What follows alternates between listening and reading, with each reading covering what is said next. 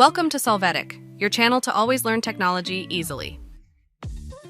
Below in the description, you will find useful links we used in this video.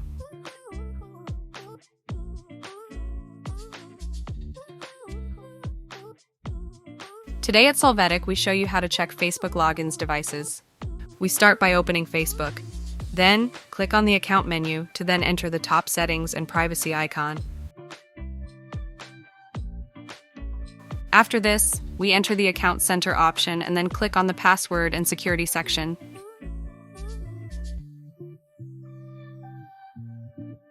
Here we are going to click on the Where Have You Logged In option.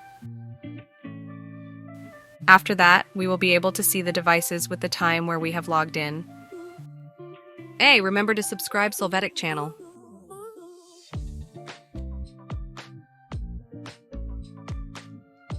We hope it has been helpful for you. Here are links to watch more videos of your interest and subscribe to the Solvetic channel. Thank you.